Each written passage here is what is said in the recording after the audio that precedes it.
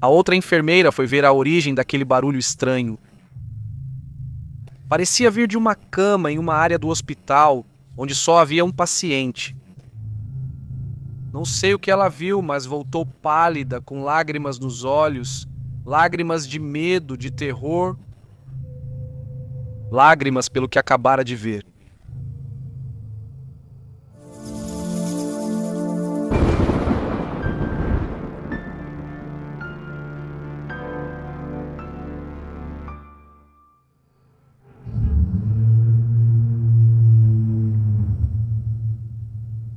Muito boa noite, comunidade. Começamos o ano com histórias impactantes, com entidades e manifestações, para alguns difíceis de acreditar, para outros parte, infelizmente, de sua experiência de vida. Se você ainda pode ser cético, parabéns. Espero que continue assim, que nada aconteça que te obrigue a acreditar em algo que você pensava que não existia. Que você não seja o próximo protagonista, mas alguém será em Relatos da Noite.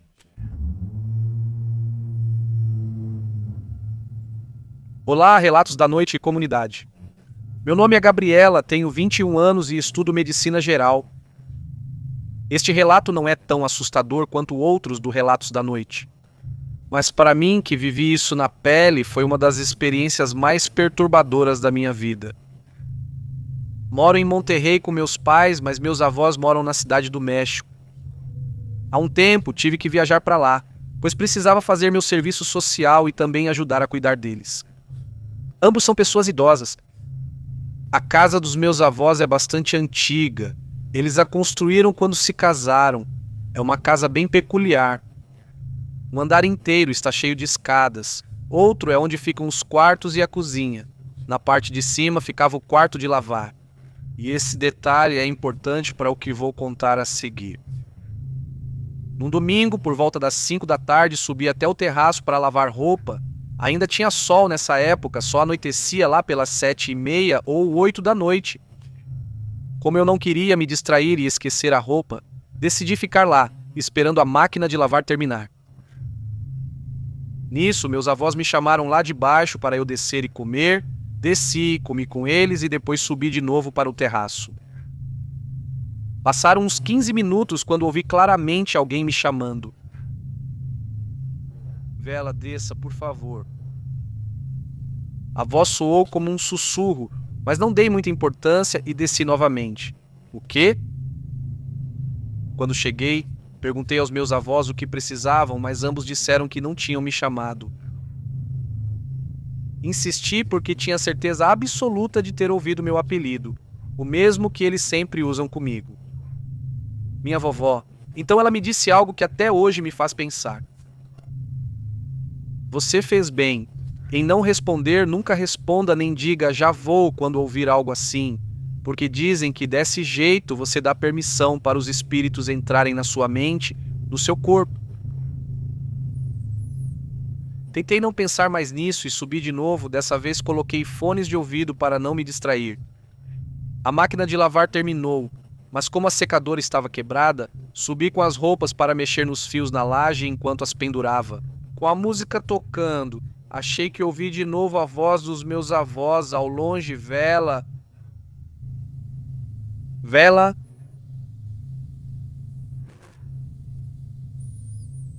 Da última vez soou como um grito de socorro. Arranquei os fones de ouvido e desci correndo. Quando entrei no quarto dela, os dois estavam profundamente adormecidos, tranquilos, como se nada tivesse acontecido. Apaguei as luzes e subi de novo, tentando me convencer de que tudo estava na minha cabeça, que talvez eu tivesse ficado sugestionado pelo que minha vovó disse ou algo assim. Coloquei os fones de ouvido de novo e, tenho que admitir, aumentei bastante o volume da música.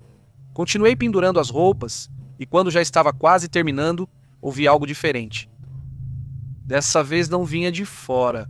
Era uma voz dentro da minha cabeça, um sussurro bem claro. Vela, posso isso?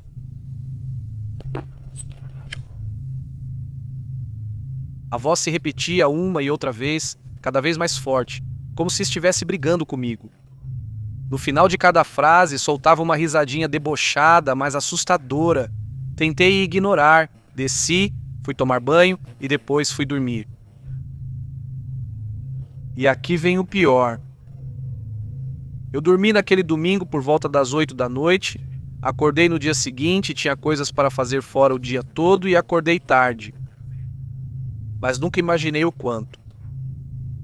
Ao sair do quarto, meus avós me abraçaram tão forte que não entendi o motivo.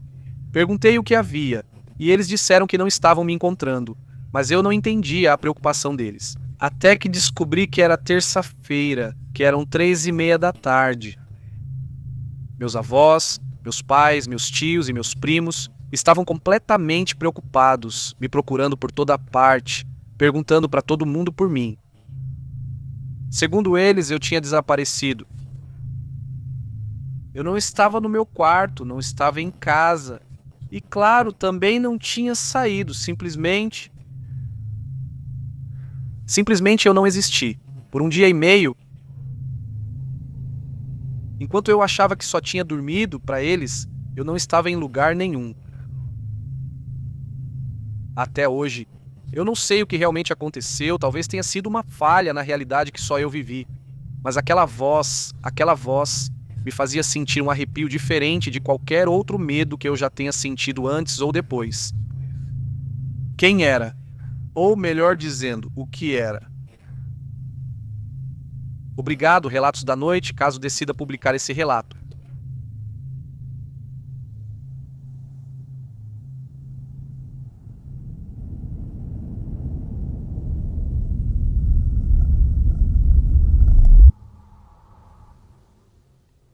Boa noite, comunidade.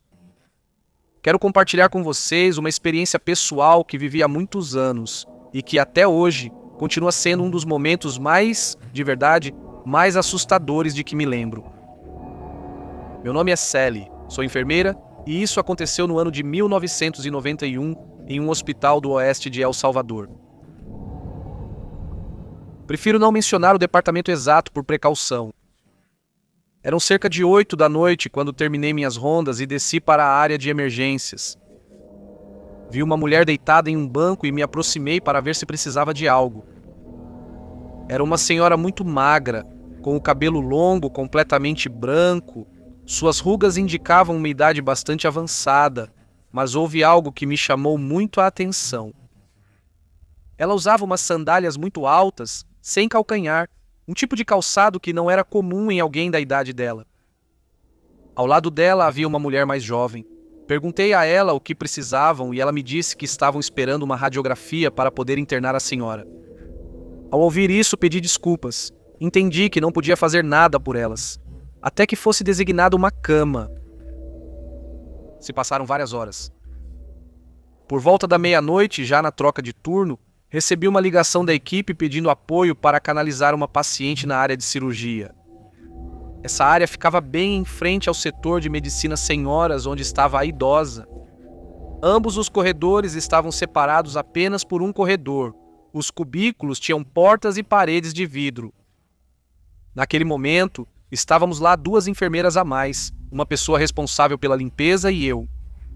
No dia seguinte,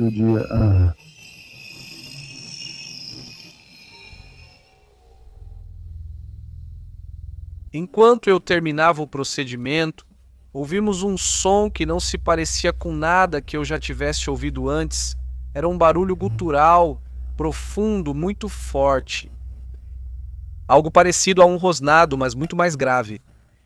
Tão claro que todas nós ficamos paradas. Tentando identificar de onde vinha, uma das enfermeiras saiu para o corredor e voltou dizendo que o som vinha da área de medicamentos. Senhoras, ela então caminhou até um dos cubículos enquanto nós terminávamos com a paciente.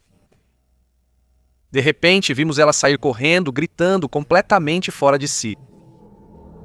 Outra colega foi atrás dela para ver o que ocorria, e segundos depois, saiu correndo e gritando também. Só restávamos eu e a pessoa da limpeza, nos olhamos sem entender nada. Ela quis ir sozinha verificar, mas sugeri esperarmos para irmos juntos. Uma delas foi mais à frente, movida pela curiosidade. Eu a vi entrar no cubículo e quase imediatamente ela saiu gritando igual às outras, e só restava eu, mas eu precisava ver. Caminhei devagar até lá, até aquele cubículo, a porta estava aberta, parei bem ali antes de chegar, antes de entrar.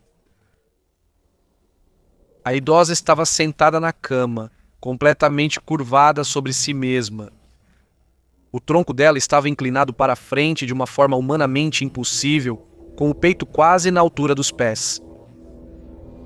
Para qualquer pessoa, isso seria quase impossível, mas para uma idosa doente simplesmente não era possível. Ela se segurava com força na barra metálica da cama, seus braços estavam arqueados, seus olhos completamente brancos olhando para frente. Mas o pior, comunidade Uriel, o pior era a sua boca. Não saberia como chamar de outra forma, não parecia uma boca de humano. Era simplesmente um buraco negro, grande e redondo, que ocupava quase toda a parte inferior do rosto. Dali vinha aquele som horrível.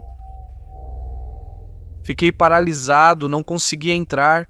Senti as lágrimas começarem a cair sem conseguir controlá-las, sem nem perceber que tinha começado a chorar. Quis rezar, pedir ajuda, mas minha mente estava completamente em branco, não conseguia lembrar de nenhuma oração, não conseguia pensar em nada. Não sei quanto tempo fiquei ali, só olhando para ela, até que de repente lembrei de algo que minha avó me dizia quando eu era criança. Que quando a gente enfrenta coisas ruins, assombrações ou bruxas, nunca deve virar as costas para elas porque elas grudam na gente. Não sei por que lembrei disso, mas do Pai Nosso não. Mas isso foi o suficiente. Fui andando para trás, sem tirar os olhos dela ou virar as costas, enquanto aquela figura contorcida seguia fazendo aquele som horrível. Quando consegui me afastar o suficiente e ela saiu do meu campo de visão, me virei e corri até a enfermaria. Eu estava tremendo, chorando, sem conseguir me controlar. Lá estavam as outras duas enfermeiras de joelhos, rezando, chorando de medo, igual a mim. Uma delas conseguiu avisar um médico de plantão. Ele chegou irritado conosco, perguntando o que estava acontecendo e por que tanto escândalo. Não consegui explicar direito. Só disse para ele ir ver a idosa da área de medicina. Senhora, sim, eu indiquei a cama e o doutor foi e voltou. Poucos minutos depois, disse que não tinha visto nada fora do normal, parecia calmo, até mesmo irritado. Ele nos perguntou as horas. Dissemos que era meia-noite entre quinta e sexta-feira. Ele deu uma risada breve e comentou, quase brincando, que a gente já sabia o que diziam. Nesses vilarejos que ali abundavam as bruxas, as histórias de Anauales, coisas que o pessoal de lá conta, nas quais o pessoal de lá acredita. Ele disse isso, evidentemente, sem levar a sério, como para nos mostrar o quão ridículo era o nosso medo. Mas não. A senhora acabou sendo a mesma que eu tinha visto horas antes na emergência, aquela das sandálias altas. Dias depois, soube que ela foi transferida para outro hospital e algum tempo depois fiquei sabendo que ela havia falecido. Nunca mais falamos sobre isso durante os plantões, foi algo que preferimos enterrar. Passei semanas sem conseguir dormir, precisei de medicação para conseguir pegar no sono. Anos depois, perguntei separadamente a duas colegas se lembravam daquela noite, mas ambas se recusaram a falar sobre o assunto. Recentemente, consegui conversar com a terceira pessoa, a única com quem ainda não havia tentado. Ela apenas me disse que sim, que o que vimos naquela noite foi real, que minhas lembranças eram reais. E só. E embora já tenham se passado muitos anos, o que ainda me lembro perfeitamente bem é daquele som horrível, porque não parecia nada humano, nada que eu já tenha ouvido antes e que espero nunca mais ouvir.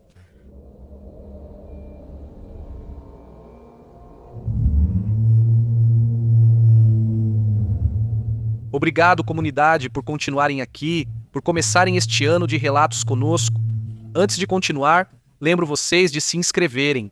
É muito importante para nós que, se você gosta desse conteúdo, você se torne parte dessa comunidade, dessa família. Inscreva-se, é completamente grátis. E se você gostou muito do episódio, você nos ajuda comentando e dando um like, ou uma avaliação de 5 estrelas, ou qualquer coisa que você possa fazer para mostrar que gostou na sua plataforma favorita. Continuamos com mais histórias esta noite.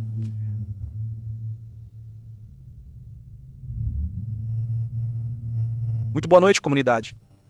Há algum tempo venho pensando em enviar esse relato, mas, particularmente, tudo começou graças a um dos seus episódios no Spotify intitulado Não Ouça Relatos da Noite. Quando ouvi, decidi contar essa história, se é que posso chamar assim. Não tenho certeza se é o mais adequado, pois tive alguns problemas ou obstáculos ao tentar escrever isso, mas aqui vamos nós. Sou natural de Puebla, capital, e ouço vocês há anos. Meu nome é Bárbara, mas me chamam de Vi. Meu pai descobriu o canal e colocava suas histórias para eu dormir quando morava com ele. Após a separação dos meus pais, deixei de ouvir os relatos por um tempo, pois minha mãe não achava adequado porque tem um irmão pequeno. E como vocês sabem, dizem que ouvir essas coisas abre portais e que são os mais indefesos que correm perigo. Agora, mais do que nunca, eu sei que o que ouvimos, o que acreditamos, o que falamos realmente tem consequências. Agora quero falar sobre o que eu mesma provoquei. Por assim dizer, cheguei a acreditar que é culpa minha. E é justamente por isso que quero que, de certa forma, esse relato sirva como um alerta para essas coisas que fazemos de maneira inconsciente, que podem atrair algo que não é deste plano. Tudo começa durante os primeiros meses da pandemia. Foi um dos meus piores momentos, e acredito que não só meu, mas de muitos que acompanham este canal. Eu estava no meu último ano do ensino médio, porém, tinha caído em uma depressão profunda. Eu ficava trancado no meu quarto, nunca fui de sair muito, mas nesses momentos o isolamento me afetou de uma forma terrível. Por isso tudo começou de forma inocente. Eu diria até que como uma maneira boba de sobreviver, de passar o tempo. Sempre tive dificuldade para fazer amigos, e a pandemia agravou isso por causa do isolamento. Me afastei das poucas pessoas que tinham se aproximado de mim, então comecei a fazer algo. Criei um amigo, uma pessoa com quem conversar para contar como eu me sentia, como se ele estivesse ali comigo. Primeiro foi um comentário ao acaso, como uma brincadeira. Depois comecei a conversar e conversar mais com ele, com o que eu imaginava ser um homem de meia idade, que me ouvia, que sempre estava ali. Acabei procurando voltar para o meu quarto quando queria desabafar, só para poder conversar com ele, para dizer como eu me sentia, o que me deixava irritado, o que me deixava triste. Quando senti essa necessidade, escolhi um nome para mim, um nome muito particular que veio à minha cabeça como se alguém tivesse me dito, um nome que não vou repetir. Aqui e ali, como uma unidade, algo aconteceu desde a primeira vez que eu disse isso em voz alta, que o chamei assim. Começou com um comentário que fizeram para mim quando me perguntaram em casa, surpresos, se havia alguém no quarto, ou se eu estava em uma videochamada ou algo assim. Disse que não quis explicar que estava falando sozinho, mas me interromperam, não se tratava de mim falando sozinho. A isso eles já estavam acostumados, já tinham percebido, me ouviam constantemente, não é? O diferente foi que desta vez alguém estava me respondendo. Ouviram claramente que alguém me respondia. A partir de então, pequenas coisas começaram a acontecer. Parecia que havia um fantasma em casa, algo que nunca antes tinha se manifestado. A porta do meu quarto se abria constantemente, as coisas mudavam de lugar. Começaram a me dizer que ouviam alguém andando lá quando eu não estava, mas ao verificar não tinha ninguém. O pior foi quando eu disse para não se preocuparem que era ele e falei o nome dele. E digo que foi o pior porque começaram a se referir a ele assim. A partir de então, começamos a vê-lo como uma sombra, algo que estava sempre presente perto de mim, mesmo que eu só pudesse vê-lo de relance, nos reflexos ou ao acordar na escuridão da noite, mas sempre, sempre ali. Por um tempo, tentei conviver com essa sombra como se fosse só uma manifestação da minha ideia. Segui conversando com ela, quase agradecendo por existir. Eu sei, vai parecer bobo, mas estando em um momento ruim da sua vida, com depressão, qualquer conexão parecia amigável, positiva. Isso durou até a pandemia diminuir e eu retomar minhas atividades. Minha vida certamente começou a melhorar, lentamente. Comecei a sair de novo e me esqueci dele, mas então ele começou a se manifestar com certa agressividade. Comecei a acordar com alguns arranhões, hematomas, e houve uma vez em que senti que alguém me empurrou no chuveiro, mas não havia mais ninguém na casa. Me empurraram quando eu estava de olhos fechados, como se quisessem me fazer cair. Minha mãe disse que viu várias vezes uma sombra que corria da minha cama para se esconder debaixo da mesa. Uma vez, enquanto conversava com meu namorado por mensagens, esperando a resposta dele, meu celular ficou preto. E ali, no reflexo, pude ver algo atrás de mim, algo como se estivesse espiando, quase colado no teto. Observei aquilo, esperando que sumisse como sempre ao focar a visão, mas dessa vez não sumiu. Continuava ali mesmo quando eu olhei fixamente e de repente simplesmente se escondeu, como se tivesse percebido que eu o vi. Foi a primeira vez que ficou ali, como se aceitasse ser observado. Essa história como um todo não termina aí, não terminou. Já se passaram 5 anos desde que essa presença está comigo, às vezes muito, muito perto, às vezes um pouco ausente, mas sempre ali. Sim, eu sei que foi culpa minha, que eu mesma trouxe isso, mas eu estava em um momento de fraqueza, em um dos piores da minha vida. Eu não sou boa escrevendo, Uriel, mas queria contar como um momento de solidão me fez carregar essa coisa. Essa coisa que até outras pessoas já viram, mas só aquelas para quem eu disse o nome dela, por isso não vou contar aqui. Mas sabem, pelo menos o fato de que mais pessoas já viram, me faz saber que, graças a Deus, eu não estou louca. Pelo menos isso eu tenho a meu favor. Obrigado por ouvir minha história. E nunca, nunca deixem essas portas abertas, vocês não sabem quem pode entrar.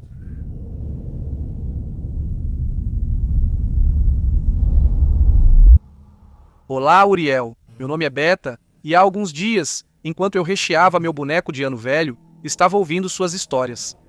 Imediatamente me lembrei dessa experiência que meu pai nos contou quando éramos pequenas. Foi muito impactante para mim e espero que vocês gostem dessa história. Quem me contou foi meu pai. O nome dele era Ramon e os fatos aconteceram em um vilarejo no departamento de Risaralda, na Colômbia. Meu pai sempre tinha uma história para contar. Ele já era um homem muito velho para ter filhas tão pequenas. Apesar de ser nosso pai, já tinha a alma de um velho, com muita estrada percorrida e milhares de experiências que colecionou ao longo dos anos. Quando tinha 16 anos, falsificou um documento dizendo que era maior de idade para ir lutar na Guerra da Coreia do Norte. Entre 1950 e 1953, ali começou sua aventura de vida digna de ter escrito um livro. Nunca foi um homem carinhoso, mas havia nobreza em seu coração. Apesar de ser muito duro e rigoroso com minha irmã e comigo, ele adorava passar tempo conosco. Nos fins de semana, assistíamos a filmes alugados em VHS de alguma locadora do bairro, jogávamos jogos de tabuleiro ou fazíamos o que eu mais gostava, ouvir suas histórias. Ele se sentava no sofá da sala e nós duas sentávamos no chão, olhando para ele com atenção, completamente imersas em seus relatos.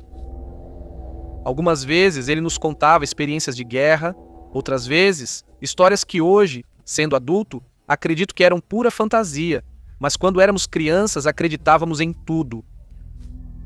Minhas favoritas sempre foram as paranormais, aquelas que me deixavam sem fôlego e me davam tanto medo que algumas noites. Confesso que molhei a cama por não ter coragem de ir sozinho ao banheiro. Numa noite, na véspera de Ano Novo, como de costume, sentamos para jogar com meu pai. Eu perguntei para ele por que nunca fazíamos um boneco de Ano Velho, uma tradição muito antiga na Colômbia, que consiste em fazer um boneco recheado de serragem ou roupas velhas, representando o ano que termina e todas as suas experiências negativas. Pouco antes da meia-noite do dia 31 de dezembro, ele é recheado com pólvora, levado em procissão pelo povoado e finalmente queimado, para purificar o passado, para dar espaço à boa sorte e novas oportunidades. Meu pai respondeu com um rotundo e seco nunca. Essa resposta nos deixou muito confusos, sem motivo aparente para não fazer isso. Ao ver nossa expressão de descontentamento, ele nos disse que desde a infância nunca quis voltar para sua cidade no Natal, e então começou a nos contar o porquê. Aos 9 anos, ele ia à loja comprar pavios para as velas que iluminavam sua cidade à noite. Naquela época, a eletricidade era um luxo que só se tinha por algumas horas do dia. Era uma cidade pequena, onde todos se conheciam. Seu Genaro, que consertava os chapéus, Dona Jaqueline, que fazia arepas. Na esquina do único parque, a igreja mais movimentada aos domingos do que o bar do seu Pedro. Numa noite de sábado, em toda a cidade havia apenas um telefone, localizado na loja do seu Fausto, um homem de cerca de 55 anos, cabelo branco, bigode espesso e chapéu paisa tradicional, trabalhava sem descanso. Meu pai não se lembra de ter visto aquela loja fechada, exceto no dia em que teve que enterrar sua esposa. Seu Fausto conhecia todos os habitantes da cidade, não por ser fofoqueiro, mas porque era o dono da única linha telefônica num raio de quilômetros, tão antiga que as pessoas tinham que falar alto para se comunicar. A cidade era tranquila, sempre igual, até que um dia chegou Lola. Era uma mulher magra, de uns 35 anos, sempre vestida de preto, com um véu escuro cobrindo a cabeça. Ela chegava no caminhão que passava uma vez por semana. Ela caminhava devagar, observando tudo com olhos tão negros e profundos que mal se via o branco. Ela dava medo e curiosidade ao mesmo tempo, quase não era vista na cidade, exceto aos domingos. Na igreja, ela não falava com ninguém e sempre caminhava olhando para o chão. Uma manhã ela foi à escola. Meu pai viu Dom Fausto sair da casa de Lola, cumprimentou-o como sempre, mas Dom Fausto não respondeu. Caminhava devagar, sem expressão, como se não soubesse o caminho de volta. A partir daí, Dom Fausto nunca mais foi o mesmo. Seu marido adoeceu de forma inexplicável, perdeu peso rapidamente e acabou internado no hospital da cidade. Os médicos não encontravam a causa. No dia 16 de dezembro, começaram a aparecer os bonecos Denho Velho na vila, porém um deles chamou a atenção. Ele estava sentado em um banco do Parque Central, sem dono, sem placa.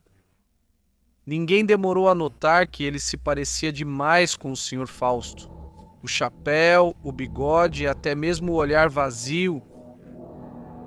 Todos diziam a ele que seu boneco era o melhor, e o Sr. Fausto não entendia do que estavam falando, até que foi ao parque e o viu com raiva. Ele afirmou que não era dele e levou ao lixão municipal. Mas na manhã seguinte, o boneco apareceu de novo no mesmo banco, intacto. Curioso, seu Fausto levou o boneco dessa vez para sua loja. Mas ao amanhecer, o boneco estava sentado em frente à sua porta. Tinha se movido sozinho, não amanheceu onde ele deixou. Isso estava muito claro. Naquela noite, ele decidiu queimar o boneco, e ao fazer isso, algo explodiu dentro dele.